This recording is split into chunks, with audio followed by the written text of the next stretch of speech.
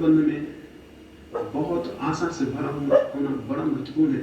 आशा से भरे हुए होने का मतलब यह है कि अगर इस जमीन पर किसी भी मनुष्य ने सत्य को कभी पाया है, अगर इस जमीन पर मनुष्य के इतिहास में कभी भी कोई मनुष्य आनंद को और चरम शांति को उपलब्ध हुआ है, तो कोई भी कारण नहीं है कि मैं उपलब्ध क्यों नहीं हो सकूंगा। उन लाखों लोगों की तरफ मत देखें जिनका जीवन अंधकार से भरा हुआ है और जिन्हें कोई आशा और कोई किरण और कोई प्रकाश दिखाई नहीं पड़ता।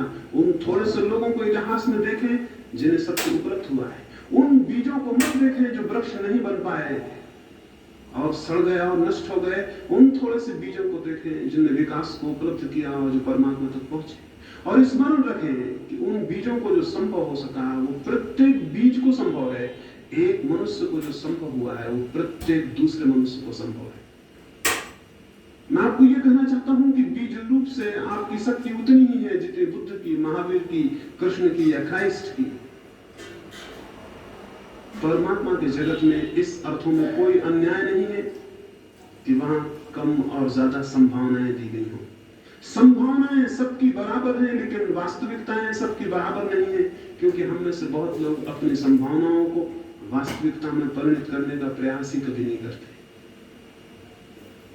तो एक आधारभूत ख्याल आशा से भरा हुआ होना है। ये विश्वास रखें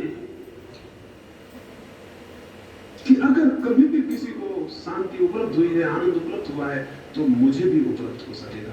अपना अपमान न करें निराश होकर।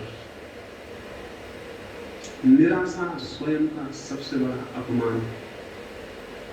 उसका अर्थ है कि मैं इस योग्य नहीं हूं कि मैं भी पा सकूंगा। मैं आपको कहूं, इस योग आप निश्चित पा सकेंगे। देखिए,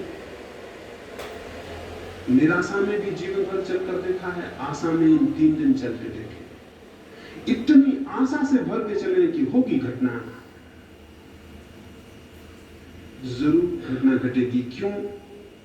ये हो सकता है आप आशा से भरे हों, लेकिन बाहर की दुनिया में हो सकता है कोई काम आप आशा से भरे हों तो भी न कर पाए, लेकिन भीतर